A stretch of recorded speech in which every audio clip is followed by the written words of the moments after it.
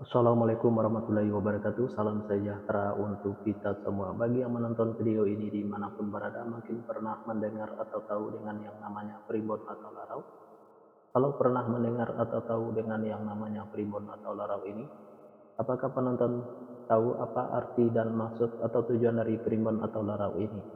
Arti dan maksud atau tujuan dari primbon atau larau ini adalah memberitahu permasalahan yang ada di dalam rumah tangga pasangan suami istri. Salah satu di antaranya saya akan memberitahu bagaimana cara menghadapi atau mengatasi permasalahan yang ada di dalam rumah tangga pasangan suami istri kalau nama awal suaminya A dan kalau nama awal istrinya W, dan saya juga akan memberitahu bagaimana karakter atau sifat anak pasangan suami istri kalau nama awal suaminya A dan kalau nama awal istrinya W ini, dan bagaimana juga cara mendidik anak pasangan suami istri ini dan cara menghindari pertengkaran antara pasangan suami istri ini dan usaha pasangan suami istri ini. Nah, tonton video ini sampai selesai. Sebelum saya melanjutkan video ini, saya informasikan bagi yang menonton video ini mungkin ada yang ingin berusaha dan ingin usahanya berkembang maju dan sukses, silahkan hubungi saya, insya Allah akan saya bantu untuk membuatkan nama usahanya atau nama toko dan kiosnya yang cocok dengan nama pasangan suami istrinya. Insya Allah usahanya pasti berkembang maju dan sukses. Nomor WA saya ada di profil. Baik, saya lanjutkan memberitahu karakter atau sifat anak pasangan suami istri ini dan cara mendidik anak pasangan suami istri ini dan cara menghindari pertengkaran antara pasangan suami istri ini dan usaha pasangan suami istri ini di fase yang keempat. Di fase yang keempat ini pasangan suami istri ini kalau punya anak-anak, pasangan suami istri ini anaknya laki-laki, kalau seandainya anaknya perempuan, anaknya pemberani, pintar dan cerdas. Karakter atau sifat anak pasangan suami istri ini seperti pemimpin baik, anaknya perempuan atau laki-laki. Mendidik anak pasangan suami istri ini tak perlu marah-marah apalagi sampai naik darah. Cukup dengan logika dan masuk akal saja. Insya Allah apa yang disampaikan anaknya akan menerima, baik anaknya perempuan atau laki-laki.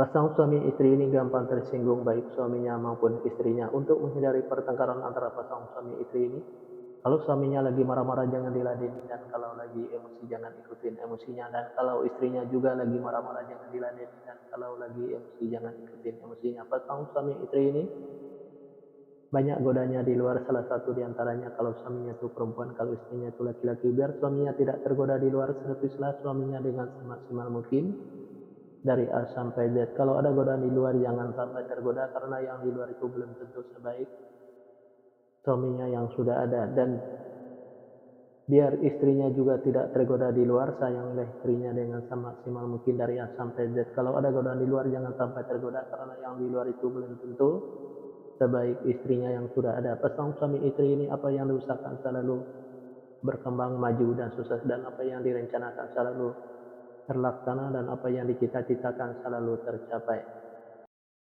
Fase yang kelima, pasangan suami istri ini kalau punya anak-anak, pasangan suami istri ini anaknya laki-laki, kalau seandainya anaknya perempuan, anaknya pemberani, pintar dan cerdas. Karakter atau sifat anak pasangan suami istri ini seperti pemimpin baik, anaknya perempuan atau laki-laki. Mendidik anak pasangan suami istri ini tak perlu marah-marah apalagi sampai naik darah. Cukup dengan logika dan masuk akal saja, insya Allah apa yang disampaikan anaknya akan menerima, baik anaknya perempuan atau laki-laki. Pasangan suami istri ini sesanto menyimpan atau mengumpulin hasil usahanya yang didapat, bisa dikarenakan pasangan suami istri ini boros, bisa juga karena masuk rumah sakit atau dirawat di rumah sakit, bisa juga karena ditipu orang atau dibohongin orang.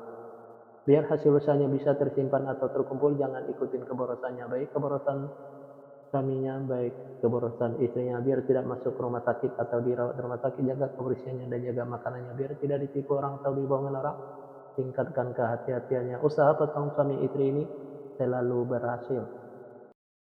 Fase yang keenam, pasangan suami istri ini kalau punya anak-anak, pasangan suami istri ini anaknya perempuan. Kalau seandainya anaknya laki-laki, anaknya gampang tersinggung, sensitif dan manja. Karakter atau sifat anak pasangan suami istri ini penyantun dan penyayang, baik anaknya laki-laki atau perempuan.